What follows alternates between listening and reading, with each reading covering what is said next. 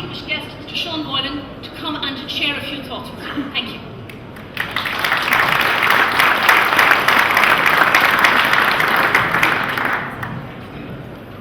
Good morning to you. We have a lot of gold seats here in the very front. It's like the front of the church. Can I just thank your Honorary President for asking me here this morning. I'm deeply honoured for many reasons. Number one, the two legs I'm standing on, half of them are my own. The other half are due to medical science. And I have to say that I can do Strictly Come Dancing now, which a year ago I couldn't attempt to do, or for the 67 years before that I couldn't do them either. When I was a very, very young man, I became very much involved in sport and in herbal medicine both. And when I found myself in 1979 being brought onto a World Health Organization body and the World Council of Medicinal Plants, it opened up a new world to me. And I didn't want to talk about a lot of the things that I did.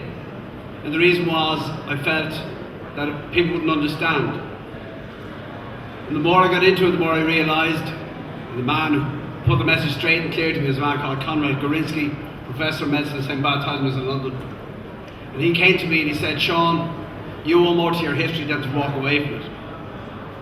From then on, in the clinics where we are at home, there's a lab, there's a laboratory, there's laboratory tests. There are 3 lads who've gotten their doctorate from working in the place. But the most important thing, I suppose, that I would have learned over the years, in the other aspect of my life, which was sport, was how much preventative medicine was so important. So what do we do now with our teams? What do we do with them now first thing? We get them screened, we get blood tests, we get lab tests. And why do we do it? Preventative medicine.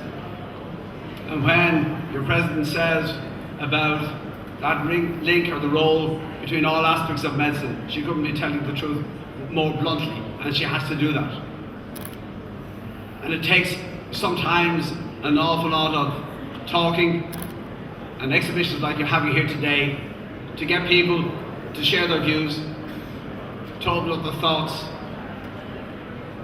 to let people know what they can do to make life better for other people. And it is desperately important. Industry needs medicine. Medicine can't survive without industry. But let it be from the plants we grow. If you have a good plant, you won't get a good medicine. From the world I come from, the alkaloids that you use, they're almost impossible to stabilise and to put on the market as ordinary medicines. And that's why they could never help the masses of people that you people can help. And I mean masses of people. But without the scientific data, without the scientific backup of the people in the conferences whom we're honouring here today, not just with the stands that are here, but in honouring them by your presence here with the people who work and look after all our laboratories. Without that, you cannot survive. Medicine can't survive. And, you know, I was talking to a girl, she works in the Rockefeller Institute in New York. She worked with the man who first invented the vaccine for polio. He never patented the medicine, he never patented the vaccination. And his clinic is in California. And she has worked there, and she's working with the Rockefeller Institute. And we've got around that girl to come back here to start, not in the secondary schools, but in the primary schools, to start introducing this type of medicine that so eloquently Mary spoke about. And any help that industry can give to people like Mary and all the people who work in the laboratories and so on, any help that industry can give to them, is going to help mankind in a way and break the barriers in a way that has not happened before. People talk about penicillin, they talk about antibiotics and so on. Laboratory medicine is such a simple way and such a simple and perfect way of helping to have good medicines, to have a good diagnosis, and to make life easier for so many people. And I'm standing here saying this in all humility for a very simple reason. I was never sick a day in my life, and just a couple of years ago I pulled a muscle, and out of that pulled muscle it was discovered I had a tumour. And only for people who do the work, the scientific work and so on, I wouldn't be standing here as I am with you here today.